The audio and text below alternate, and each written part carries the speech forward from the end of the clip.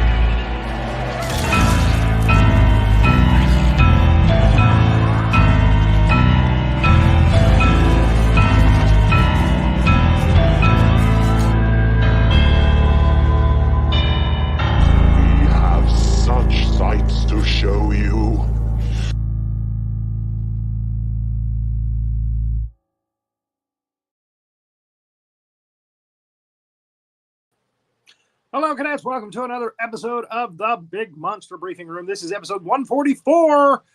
We're going to talk about the movie Evolution. And if you were watching the opening credits, the new one for season 6 here, you saw a woman who was packing heat. She was carrying a gun in her kitchen. She's with us today on the show, but we'll bring her up in just a moment. First off, let me bring up my able-bodied assistants, Major Hazzard and Master Sergeant Havoc. Well, it's an honor to be here, an honor to serve, and you know how I feel about Stephanie, so let's just get into it. You know what I mean? She's amazing. We're so grateful to have her here. It's incredible. She's a fun guest to have on the show. We had her on for I'm Madman last season, which was a film that I didn't even know about, and she pointed it out to me, and I said, "Well, let's do it." And we had a lot of fun doing that. So we will be bringing her up in just a second. This film is by Ivan Reitman, who of Ghostbusters fame. Unfortunately, it was compared to Ghostbusters a lot, and in so doing, I don't know. It kind of got tarnished. It didn't do as well at the box office as they were hoping it would. It also stars Orlando Jones from Mad TV, Julianne Moore, and Sean William Scott, who played Stifler in the Pie movies. American Pie. Yep. I think all of them. So, and some other surprises, which we will point out later. Yeah, General, I gotta tell you something though. Right now, I'm digging your cute little suspenders there. Are you trying to start some kind of fashion trend now? What's up with that? Cute little suspenders, really? Cute little suspenders. Yep. What? A soldier cannot wear suspenders? Even a retired one? Well, I don't know if that's regulation, sir. I thought I would do something. This movie is about evolution. I'm evolving. So again, okay. we got some suspenders on in honor of the firefighter that we talk about in this film. So, all right. Well, I meant no offense by that. I had to point it out because it's not your usual uniform. Okay. All right. Okay. Without further delay, let's bring up our guest, Miss Stephanie Hodge, actress, comedian, just a wonderful person, all around really nice person. Everybody says that about you. Yeah, she is. That's very nice. Thank you. I know Major Millie's got the major, there's a love that they're not speak its name there. It's just, I'm a fan. You ever heard of these fangirls? You know, Stephanie Hodge is she's a Hollywood star. She knows about fangirls, so she takes it really easy. You know, she knows how to deal with it. She's been around with all the fangirls. She's okay with it. I've been around. Yep. It's that husky telephone voice of Stephanie. It's very attractive. She knows how to deal with all the compliments. It's all right. So I know you were in just 2 scenes that I know of in this film, but I hope you can give us some background on the making of the film and of the people that you worked with. Let's see. We were in Arizona. Yes. Really liked Arizona. That was great. Never been there before. And it was really cold. And David Duchovny kept giving me heat things to put in my gloves. Oh, he's a very nice man. He seems like a nice guy. Nice guy. Nice man. Orlando Jones never offered me jack, but I'm not going to complain. But he's so expressive. He's so expressive. We're going to be saying that a lot this show because there's some slides in this timeline. Those facial expressions, oh my God. Oh, yeah, there are some. Yeah. Yeah. Especially during a certain hospital scene that we got to talk about. There's always time for lubrication. That's my favorite line in the movie, actually. I love that one. And take the leg. That's my... Take the leg. Take the leg. Yep. No, everybody was nice. It was a good experience. Good. Always good to hear that. And I got to handle a weapon. Always fun. Yes, you did. Now, that was a 357 Magnum? I have no idea what that was. No, it didn't look big enough to be like a Dirty Harry, like a 44 Magnum. But it looked like maybe it might be a 357. We'll take a look at that when your scene comes about. Oh, okay. I love that she kept it in the junk drawer with pens and in the kitchen. A couple of loose aspirin with the spatulas and shit. You're pushing aside a potato masher. There's a gun. Well, doesn't everybody keep their guns in a junk drawer? I mean, come on. It's so safe. So safe. Where else would you put it? Bedside. You never know when you're going to be baking a pie and all of a sudden a crook comes through the window, That's right, Yeah. You got Sean Scott Thomas breaking into your house. That's true. Wouldn't want that. I would hurt him, and then it would be scary. Trying to make out with your pie. I did say when you're making a pie, didn't I? That was totally. I didn't even think about that at the time. But I guess it was subconscious. Did Stifler do one of the pies? No. Those, I think I've watched the first one and maybe half of the second one. Yeah. I love Eugene Levy. Don't get me wrong. Oh, he's great. Yeah. He is great. But it's kind of like a one-trick pony. I don't remember. No, he never did. Just his buddies did, or his buddy did. Yeah, just the main guy. Yeah. Okay. No, everybody was too busy trying to make it with his mom. Yeah. Oh yeah, Jennifer Coolidge. Exactly. It's my impression of Jennifer Coolidge. I'm getting as good as Rory Penland. I'm going to be the general of 1,000 voices. Okay. Taking lessons. All right. Well, this is a Columbia picture in conjunction with probably not going to be able to read this. Sony. Oh, Montecito Picture Company. Yeah, there we go. So yeah, I don't think Sony had come in. This is 2001. I don't think Sony had come in to this yet. It was close. Yeah. I think I was around 2004, 2005. I think that happened. So anyway, so we see an asteroid heading for Earth right out of the gate. It's burning up the Earth's atmosphere. And then I want to call this guy Stifler now. He got called Stifler there. His name is Wayne. Wayne, like John Wayne. Wayne the firefighter student. So he's doing a little practice thing here out in the desert. He's got a little shack that he's going to burn up, which is illegal. Trying to save this dummy. It's a very cringeworthy scene. He sets it on fire and he does the whole thing and he busts into the thing, takes the dummy out, starts kissing the dummy. And then the asteroid hits. And that's the whole setup right there. The asteroid comes in and now it starts evolution. There is something in the asteroid. And it's going to evolve. It's going to grow. So then we get David Duchovny. He's trying to break away from typecasting by doing something about aliens this time. He plays a, quote, teacher. I think he's a biology teacher. And we got two humongous students in his class. They're the only two guys that didn't make an A. Everybody else got an A. These two guys didn't make an A. Orlando Jones plays Harry Block in this, and a student is trying to tell him that she's getting ready for Miss pageant. Miss Arizona. Miss Arizona pageant. Yeah. So she needs a good grade. So at that time, David Duchovny walks in. Ira Kane. That's such a great name. I love the name Ira Kane. Ira Kane. Yeah. Sounds like a country song. Hurricane. I can hear it. I can hear it in my head now.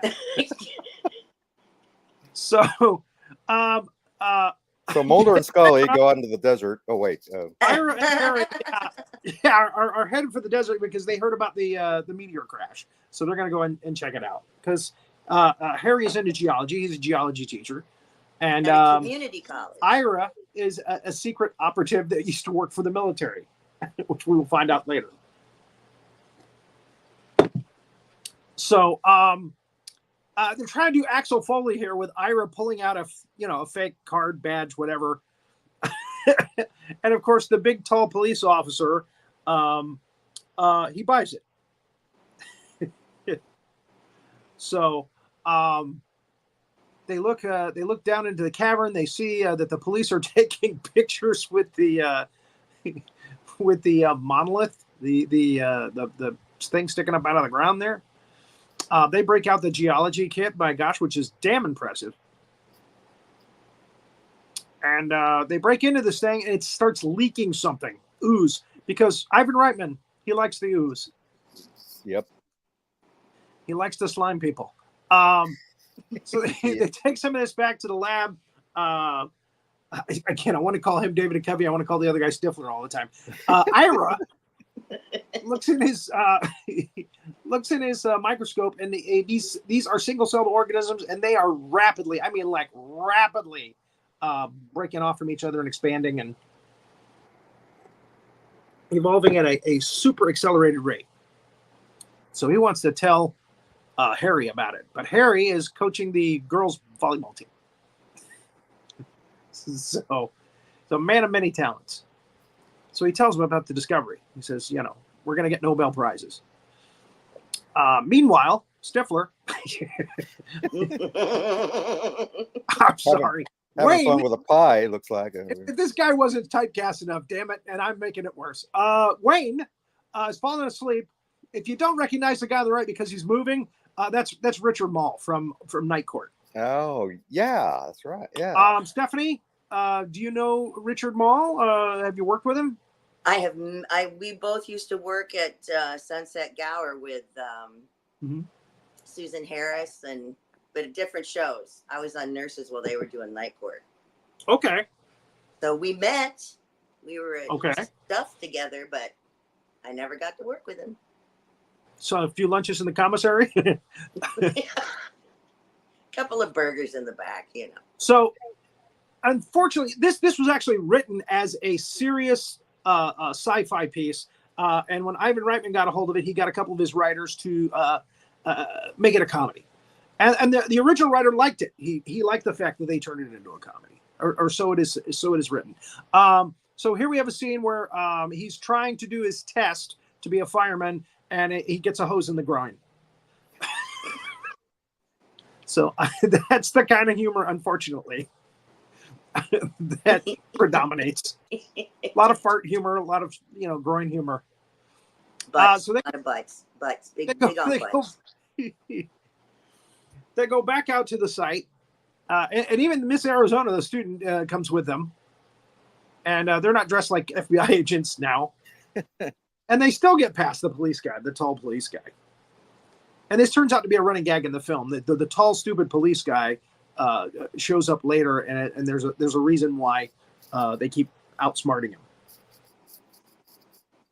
So, oh my gosh. So now they're going down in there, and there's already some yellow shit growing all over the place. It's like mushrooms or something. They're feeling some stuff on their feet. The girl, the Miss Arizona's, wearing like sandals, so she's feeling stuff on her feet. They look down, and there's all these little worm things crawling around. Alien worms. Yep, flatworms. Yep. Remember the movie Squirm? Yes. Yeah. There's a class. We'll have to do that one on the show soon. Yeah. And so they got these little gnarly worm things, and David Duchovny, of course, puts a couple of them in a glass container and marvels over them and takes them back to his lab. Meanwhile, Wayne, I didn't say it, Wayne has a side job he's got a guy at this country club that he works at that's a real pain in the ass. And that comes into play later as well. Everything's written for a reason, you know, and a good script. So he sees these slime kind of trails going into one of the rooms where they do the laundry, you know, the towels and stuff. And it's our alien, you know, worms. They're coming up through a crack in the ground. See? And they're already evolving into amphibian creatures. We get a nice little jump scare there with an amphibian creature in one of the water tanks. Yeah. The next time these guys get in the Jeep and head out to the site, it is completely surrounded by military. Thank you very much. We've already taken over. Yep. Yep, we were there. And, yep, there's a general there. General Woodman. And if you don't recognize the guy, next slide, please. That is Ted Levine in this training film. He is better known to most people as Buffalo Bill from Silence of the Lambs. It puts the lotion on its skin and then places it in the basket. Not seeing it yet? Okay, next slide.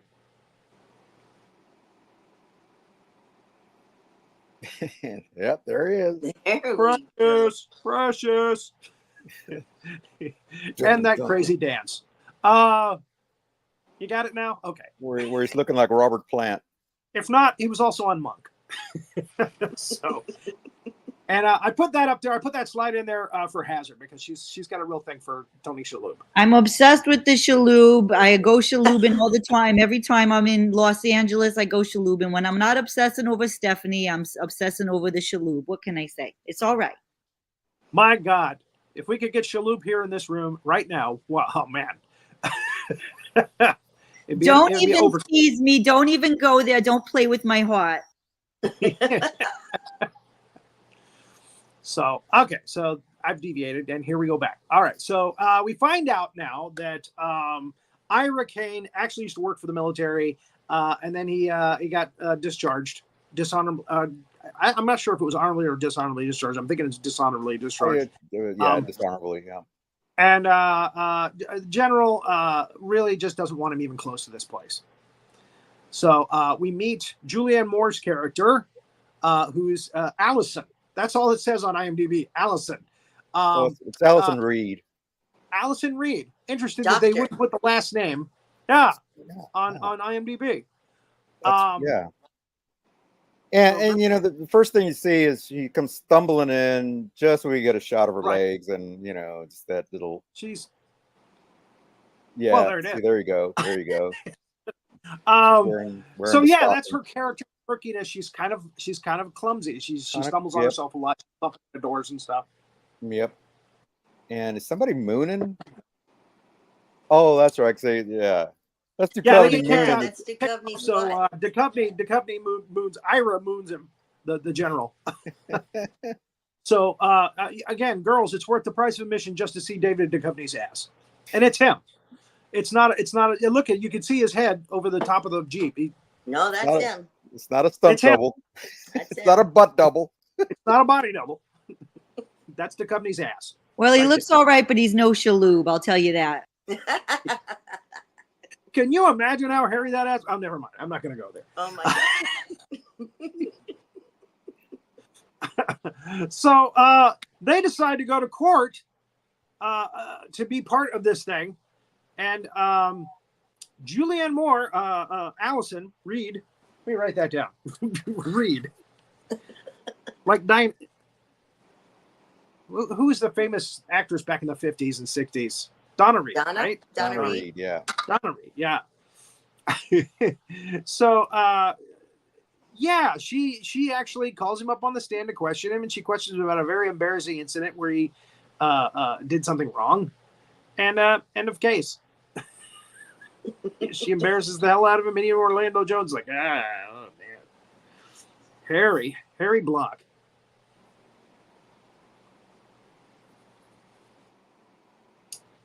Moving right along. So they go back to their office and find that the doorknob comes off in their hand. Somebody's gone into their office, taken all their computer files, while all this mess has been going on in the court. And they took all their samples and everything that has to do with the aliens. Yep. So they decide they're going to sneak onto the property and get their stuff back. Dressed as a colonel, because he was a colonel.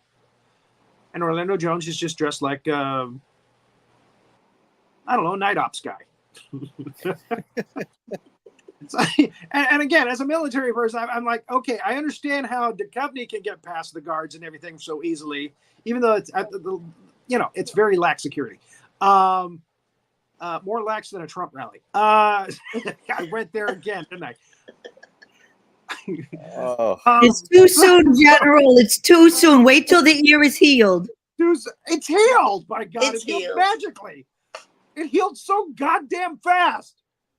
Anyway. Makes you wonder, doesn't it? But he does have super blood. He has super blood. He's not fully human, Well, now that his right ear is pierced, maybe he'll, give the LGBT community he'll cut him some slack.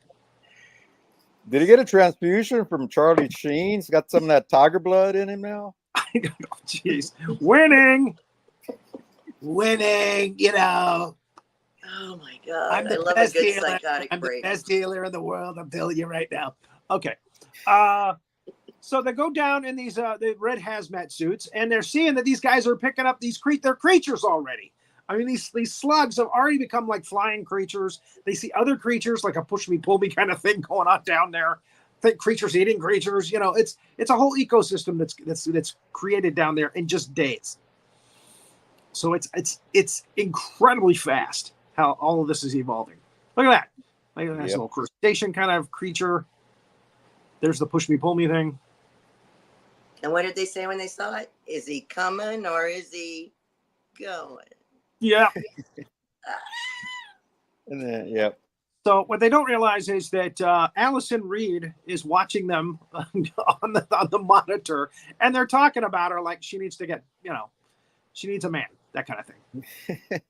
And she's like, "Oh, really? Huh. What do they call it? Some like an ice queen or something? Yeah. Kind of distant. Yep. So she goes down there to talk to him, and when she does, Orlando Jones, look at that expressive face, will ya? He gets one of those little mosquito things in his suit. And if you watch The Mist, the Stephen King movie The Mist, mosquitoes of this nature are usually very dangerous. So they take him to the hospital in his shorts, and the thing is moving up his leg towards his testicles. So they have to flip him over and go through the rear end. No time for lube. There's always time for lube. And this doctor goes in there and gets it. And it's a hysterical scene. So, what are we looking at here? Wayne talking to that douchebag. Again. Wayne is back at the nightclub or the country club there, and the guy is giving him crap again. This guy, just this entitled a-hole, and he's got a thing set out on the green for this little lady here, who he's got the eyes for, and he's opened a bottle of champagne, and gets champagne on his pants. So he goes down to the lake, to the pond, to kind of wipe his pants down a little bit. She shows up looking for him. Ooh, where are you? And he gets attacked by an amphibious alligator type alien creature. Yep, he gets dragged into the water and hazard. I love that shot of him being dragged in there with the what is it, AstroTurf? Yeah, golf courses, the scratches in the AstroTurf. That was a nice touch, I gotta admit. So she comes back screaming into the party, and of course Wayne is amused. He's like, oh, that's so bad. That's too bad. Oh, what a shame. So we have a scene where Julianne Moore and David Duchovny are getting a little closer. Ira and Allison are getting a little closer and bonding a little better. And they go back to the school, and that's when Wayne shows up with the carcass of the critter. Evidently, it killed the guy and then expired. And he goes, well, what do you mean it expired? How did it expire? He goes, well, it kind of went.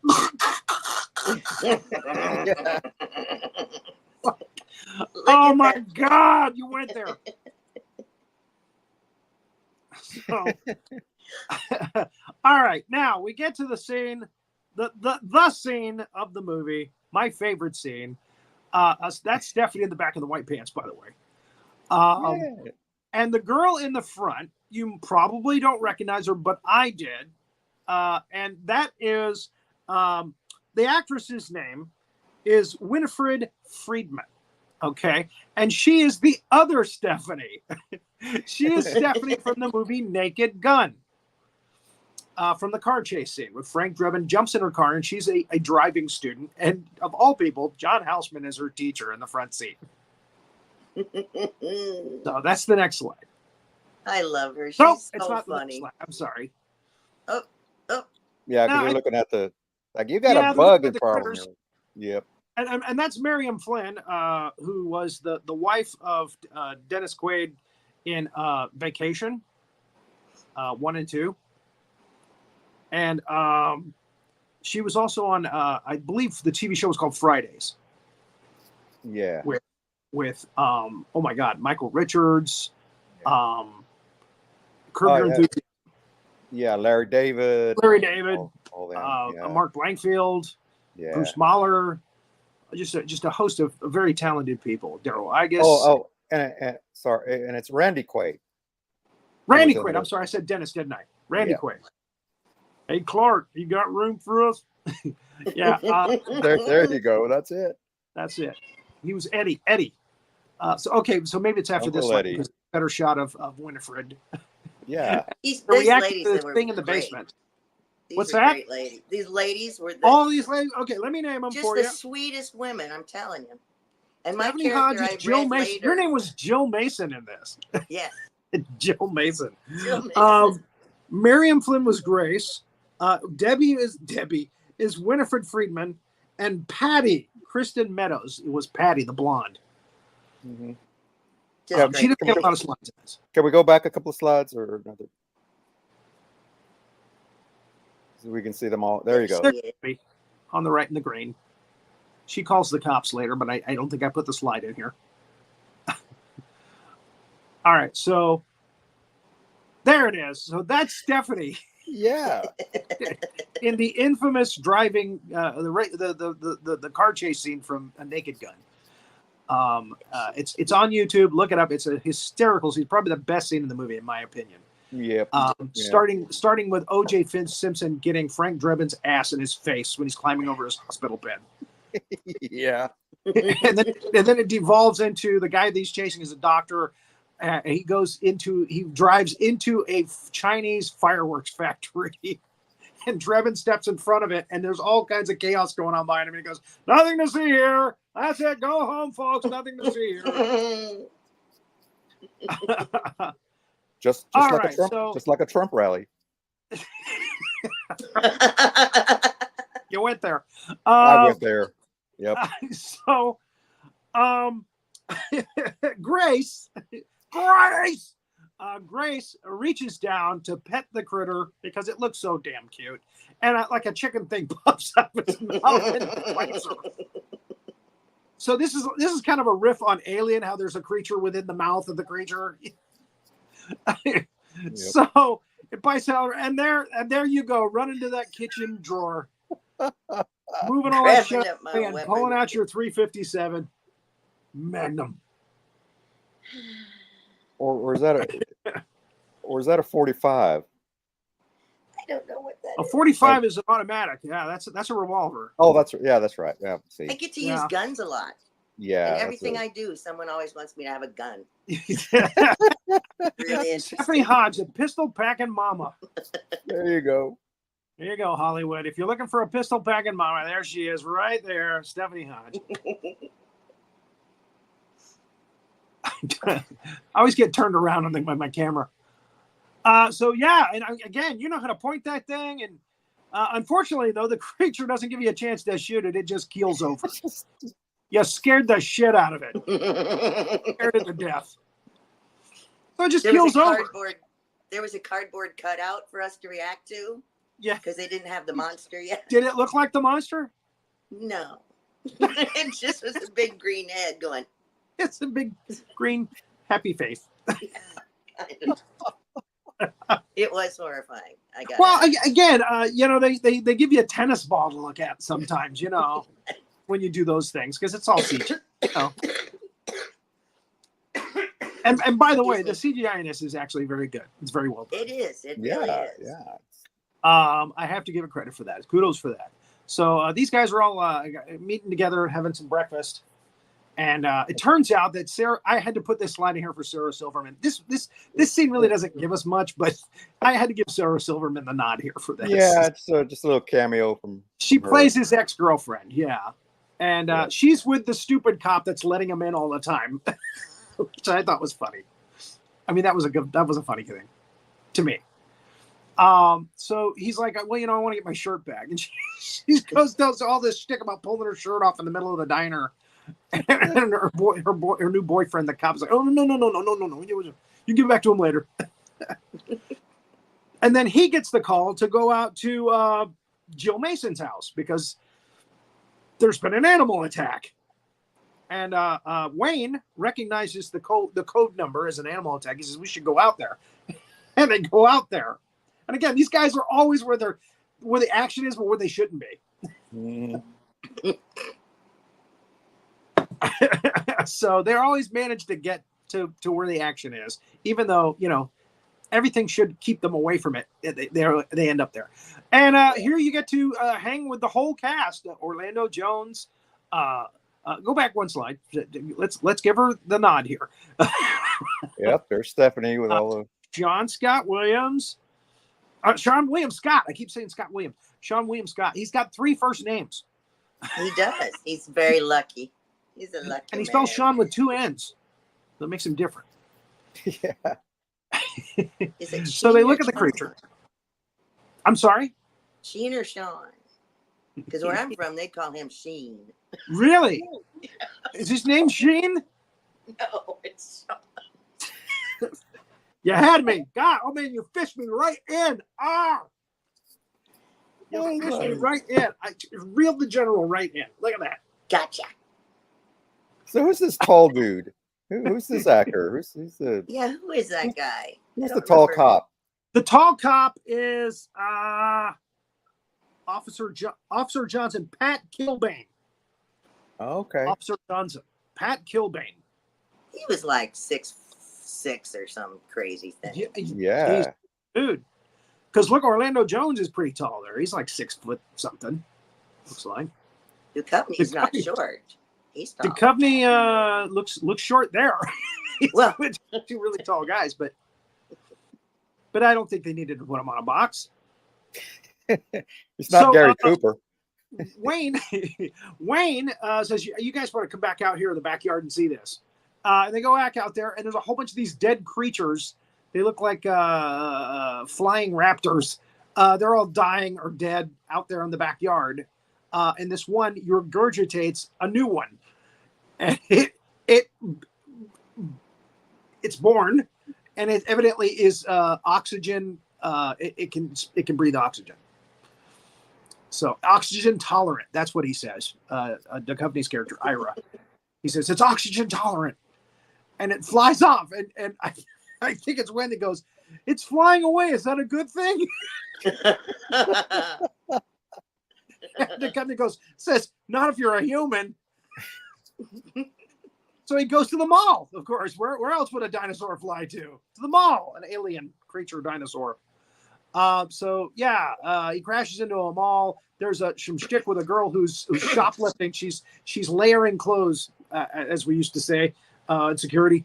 She's putting clothes on top of clothes on top of clothes on top of clothes in a dressing room, and the creature, which looks a lot like a raptor with wings, is banging on the door, and she opens it up, and there it is.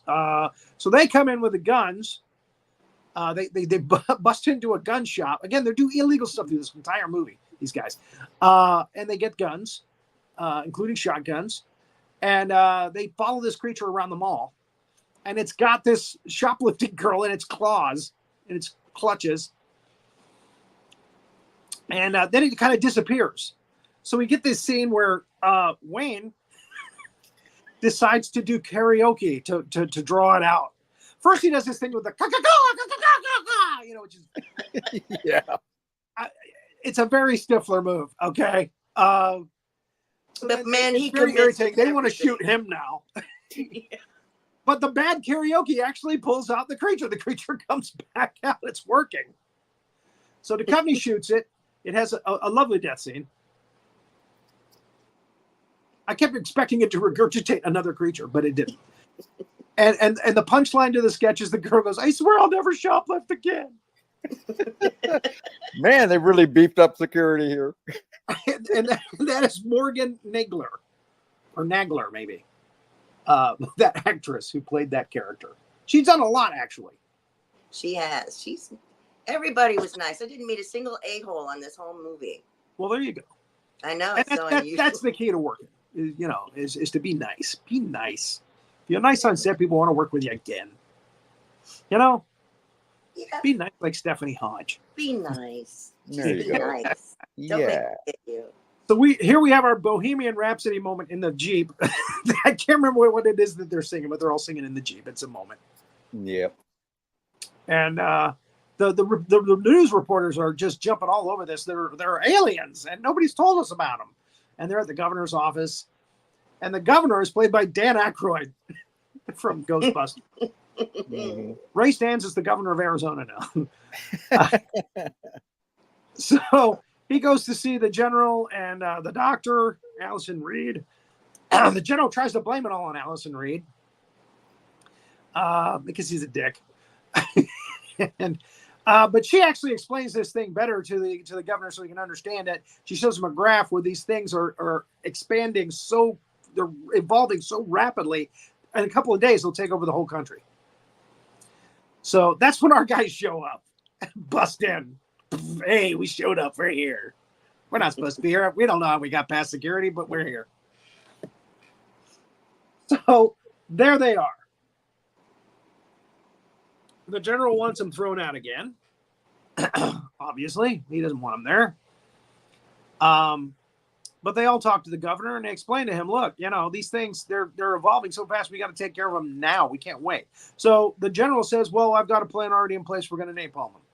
So we got to get everybody out of the, and that's when all the screens, the security screens down in the cavern start going out. And it turns out that these things have evolved into simians now. They have become these blue Planet of the Apes type creatures with no noses. Blue Bigfoots. Yeah, with no noses. Yep. Noseless Bigfoots.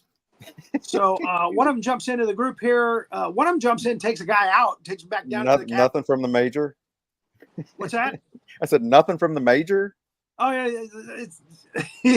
there's a face that only a mother could love. There we go. Thank you. We was all waiting for it. That's the line you got to say. So we. I was going to say it on the creature that Stifler brought in, but I forgot. Sorry. All right, don't forget. That's why we have to keep reminding you. I'm just saying. Well, I'm retired. Damn, how my mind works now. So yeah, these simians are real nasty, gnarly.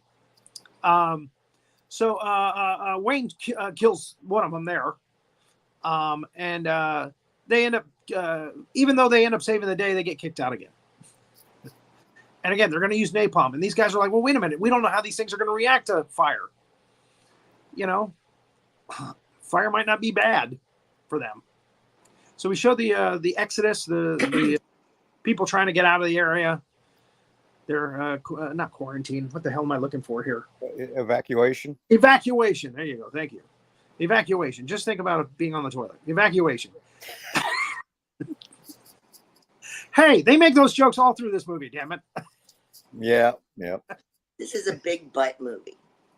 So it is a big butt movie. There are a lot of butt jokes. They're in there. They're trying to figure out how to beat these things. And Orlando Jones has started smoking, and he throws a match into the petri dish by accident. And this thing just grows. I mean, all up the wall and into the window and up to the ceiling, and it grows and it's fast. So I mean, it's obviously fire is good for these things, and it makes sense when it started to burn up and coming in the atmosphere. That's what kick-started the evolution from, and Arizona, hot, it's warm. So now we know why it's in Arizona. If this thing had gone to Iceland, no worries, no problem. So the two big students come in, the ones that didn't make A's. They say, we thought we'd bring you some beer. And they're talking about, well, wait a minute. There's a periodic chart on the back of Allison Reed's shirt. And that's when Ira notices it. And he realizes, hey, wait a minute. On the periodic chart here, the next things, I think it's selenium. That would kill these things. That would hurt them. It would hurt them really good. So the two students that didn't get A's go, well, wait a minute. How about Head and Shoulders shampoo? Product placement. That's got lost selenium in it. Well, they get their A's. So they load up. Wayne brings a fire truck. He somehow steals a fire truck. They don't show him stealing the fire truck, but that's what we got to guess. And they load it up with Head and Shoulders. They just squeeze 1,000 bottles of Head and Shoulders into the fire truck. The governor shows up early. They're supposed to, at high noon, they're supposed to start shooting the napalm at this thing, at this cavern. And he shows up at like 11:45. He's like, let's go. Come on. What are we waiting on? A face that only a mother could love. Look at there. The guys go down into the cavern. Our guys, Julianne Moore has joined them, by the way, because the general was a dick. And Harry and Ira and Wayne are down there in the cavern. Or no, Wayne's up. He's supposed to be giving them the shampoo. They don't explain why he doesn't give them the shampoo. He just doesn't. And I'm not sure why. Anyway, but they get to the napalm first. They napalm the thing first.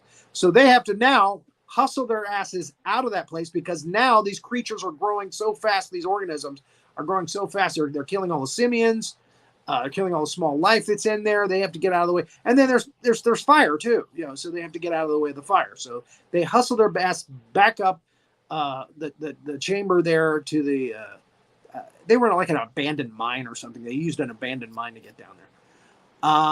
And they get back up to the fire truck, but this thing is growing now. It's growing. It's growing fast and big. So there we go. So the military's trying to get out of the way. The governor and the general are like, uh-oh, we screwed up.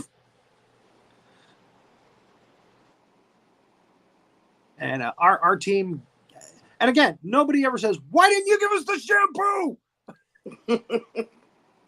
Nobody. He just doesn't hear him or something. So there they go, reacting. The governor and the general are reacting to this thing blooming out of the ground, exploding out of the ground. This big purple gray mass. Yeah, there it is. There's an aerial shot. So this is not good.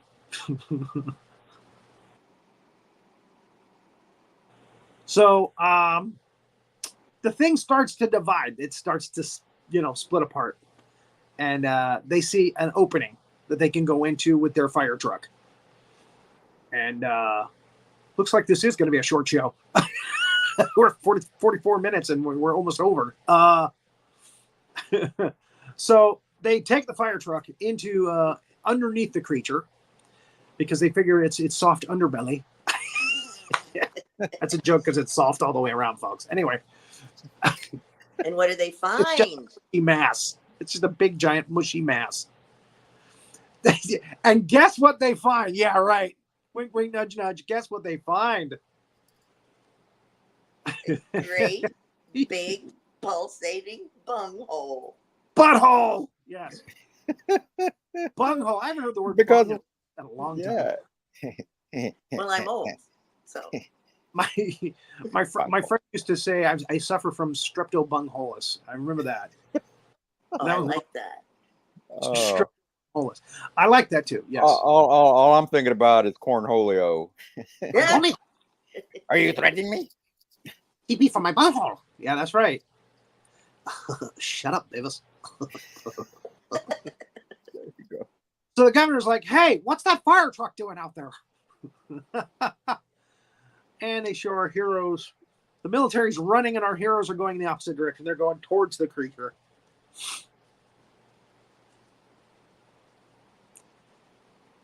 And they're trying to get the ladder up there to get close to the creature. And Orlando Jones says, "I want to go up there first." And since he's so expressive, David Duchovny lets him go.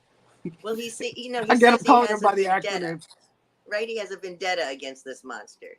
Ah, But he seemed a little too eager to go up in there. Little payback for the mosquito here. I think he kind of liked it just a little. And there's the bunghole. There's the bunghole. From henceforth, we will call it the bunghole in honor of Stephanie. Thank you. So he goes up there. I don't think he means to get inside the bunghole. No. He just wants to get close to get the fire hose to shoot up in there. Give him the enema. the shampoo enema. And they're all watching. Is that a giant bunghole? I believe it is. It's puckering. I believe it lets loose too. Well, yeah, we're coming to that. Oh, that's okay. Sorry. I jumped. So somehow the truck moves too fast or something, and of course, I got to call him his character name. Harry Block goes up into the bunghole, and it starts to as he starts to hit the inside with this shampoo, it starts to, for lack of a better word, defecate all over him. And that's the gag. So you got to get that slime in there somewhere. So he gets totally covered. Duchovny coming up there, Ira coming up there to help him, gets totally covered. Chew. But they get the shampoo in there, and this thing starts to bubble up real fast, and it's like, oh God, get out of here. Yeah. So it is just not reacting well to it at all. So they hustle their ass, their little fire truck out of there as best as they can. And the creature explodes. The giant creature. What's left of the alien life, which is all one big organism now, and just explodes. All over everything. And it's kind of got a green kind of, I guess, shampoo-y kind of texture to it. So at the end, the governor is giving them all, there's the big kiss moment between Ira and Allison. They've been flirting with each other the whole damn movie. I don't think it was by chance that the actress in this movie is a redhead, like Scully. Yep. It's Scully all over again. Yep. I wouldn't be surprised if they had offered the role to her and she probably said, no, it's no. There were rumors, but just rumors. They have a big ceremony at the end, kind of like the end of Star Wars, where and the end of Wizard of Oz, where Stifler gets a medal. You're actually a fireman. I talked to Richard Ball. He gets his courage. Look, folks, look. That's about what he was at the end of this. That's about that level. Sorry. I can hear it beating. Oh. So, earlier in the film, Allison says, "I would rock your world." When they think that the world is going to end, she goes, "You know what? I would have rocked your world." And again, they've been making nice through the movie. And at this point, she goes, You wouldn't miss this for anything, would you? And he gets the hint, and they go running for the fire truck. And a little Ficky Waka. But there's big windows. You would have think Ivan Reitman would have utilized that, but instead he went for a take on Dan Aykroyd's face at the end of the movie. Oh, I see. There it is. That eyebrow. Oh my God, the eyebrow.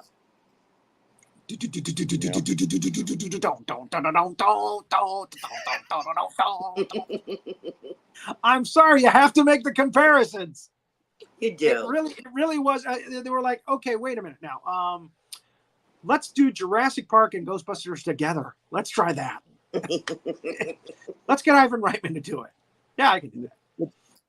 And then in the end, and after credits, they do the sequel. If you didn't think there was product placement before, oh my God, they do a commercial. They actually do a commercial, yeah.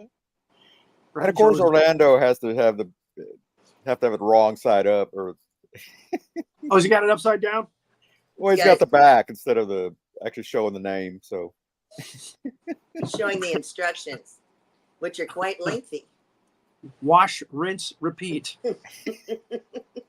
I've used up the bottle. What do I do now? And then for no reason, right after that, a raptor. Yeah! And that's it. That's the end of the movie. We get the credits. Usually I just do the first page of the credits, but Stephanie's on the second page, so I did. I'm number 27. So there she is, Stephanie Hodge. In the list. There she is. Do you actually know the number you were on the list? Mm-hmm. I counted.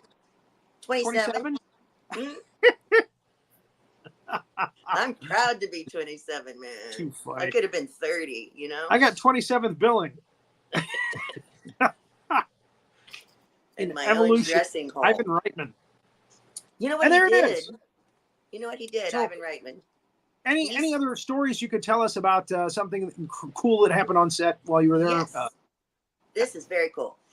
I kept watching. I was like hiding behind him when he was directing other scenes and stuff, and just watching. I like to watch. You learn that way. And I figured, when am I going to watch Ivan Reitman direct again? You know.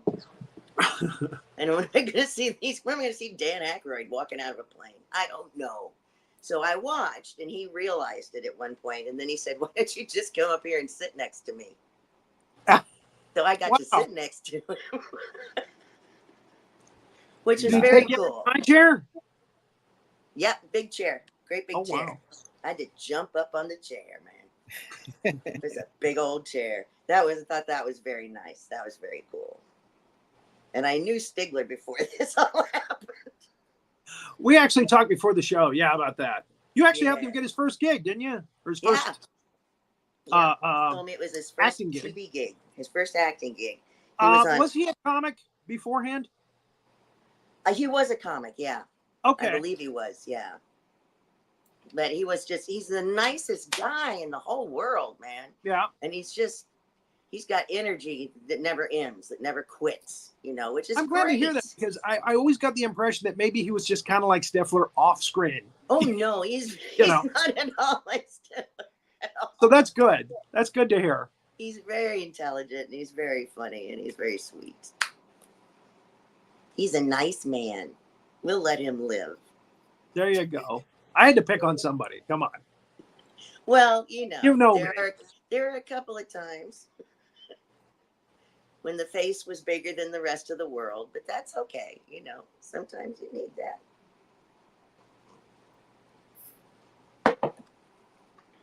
So, any other stories, real quick, before we have to go? Oh, the gun thing. Okay. We only did that once, because when I went to the door, I opened it, I pulled it up, and I knew what he was looking for, what kind of shot he wanted, because I heard him say so. Yeah. So I gave him the shot, and then he goes, "Oh my God, she loves her close-ups." And I'm thinking, this is the first one I've ever had. So yeah, I'm gonna milk that mother until she's dead. And it was nice. It was fun. But the gun, I didn't get to shoot anything. Green happy face.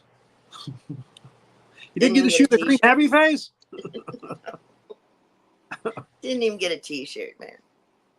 Now, did Well, they when actually you're 27th, you don't get a the gun t-shirt. wrangler on the set that was trying to show you how to hold it and everything, or? Oh yeah. Oh yeah. Or you're like, get away from me! I know what I'm. OSHA and 5 government people and 7 policemen and a priest and here, hold the gun. Okay. Well, you know what Luckily, you're doing. Baldwin wasn't on the set. I did know what I was doing with the gun, which sort of surprised them, and I don't know why it would surprise them. As an actor, aren't you supposed to know how to handle a weapon? It comes That's my handy. characters. Especially if you're going to be action films. It comes in handy. It does. It does. Unless you're doing like Conan the Barbarian or something, then you got to know swords. There you go. That's when I'd love to be in a movie like Conan and the Barbarian. Conan the Barbarian. I'd be the old hermit coming out of the cave, dripping in moss and screaming sensibilities. Well, yeah, I don't know if you know who I'm talking about. There's a character actress. She's gone now. Her name is Kathleen Freeman. And it strikes me that you could do those kind of roles now in your career. That she did. She played the penguin, the nun in Blues Brothers. But she's done like a zillion movies. So many things. Yeah. Yeah, she's done like a zillion movies. She's actually in one of the Naked Gun films as somebody's mother. One of the gangsters' mothers. Yeah. Fred Ward's mom. Yeah. She's done a lot. And yeah, I mean, again, there's a lot of call for those kind of characters, And as we reach our golden years, I keep telling him I was an ingenue and you just missed the day, man. It was one day. Hazzard, can you join us? I was just going to say, you're still my Angelou all the time. You're still my ingenue. Oh, Maya Angelou. That's how I do. No, she's not Maya Angelou. She's an ingenue. It's a different thing. Just don't worry about it. You don't know nothing about it. We're talking Hollywood, okay? We're talking about Hollywood. Nothing about it. Dang. Wow. She's an ingenue and she's beautiful. Smackdown. Yeah. Major gets feisty sometimes. Bring in the brig. Story? Shall I tell? Yeah, tell us another story. Tell us a Sean story. I was on Unhappily Ever After, and they were casting part of a teenager who was hot for my daughter Nikki on the show, and he was there, and there was another guy there, and the director walked up to me and said, "Which guy do you think we should use?" And I went, "That one," and it was him. And so he worked. Yeah, I got. But to even work then, with him you said he was nice, so you said, give this as guy nice a break. as he could be, and he kept thanking me a as break. they told him, and I'm like, don't tell him that I said him. Don't do that. Let him think you picked him because of his skills. Jesus. Seriously, he does not know that you gave him the nod on at that point. I don't think so. I'm not really. Sure. I don't think. Well, so. I sent him a link to the show, so I'm hoping he watches it now. He was thanking me a lot for being nice to him, which I thought was, isn't everybody? But apparently not. Hollywood can be cruel. It really can. And he chased me down. We were in Yes Man together, but not together. I had a little part in that. And he came by on a golf cart in the rain to stop and say hi. That's and nice. I'm like going, well, look who remembers me. Because that surprises you, Can I get out of the rain in your golf cart? It didn't give me a ride. No, it was raining too, but that's okay. I think I was 30th on the cast list. Yeah, nice guy.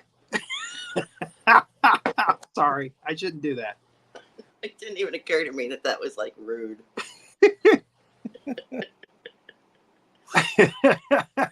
Hi, see you later. It's so nice to see you again. Bye. Thank you. I'm fine. Don't worry. Everything's good. Now, did you actually get to see Dan Aykroyd walking around, or? I saw him walking around. Yeah. Yeah.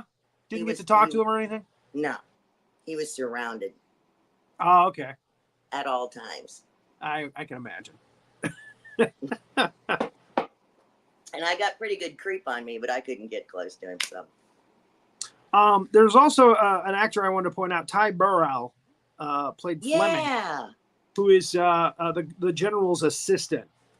So yeah, I want to point out, I recognized his name. He isn't very recognizable in this part, but I recognized the name Ty Burrell. So yeah, he was in this as well. Yeah. All right. People in this. Well, thank you so much again for joining us and helping us get through. Sorry I don't have any better stories. And we'll definitely have you on for other movies. You can tell other stories. I know you've done a couple of other horror films besides these. So, yeah, that's my goal. You know, I want to do lots of horror stories. Lots of horror. Well, there you go. Dying is fun. It's fun. It's fun. Being scared is fun. Scary is fun. And with that in mind, folks, keep an eye out for those big monsters. This here's Master Sergeant Havoc. Thank you for watching this episode of the Big Monster Briefing Room. Now, why don't you go ahead and give us a like and subscribe to our channel and ring that notification bell next time a big old giant monster comes calling. See y'all later.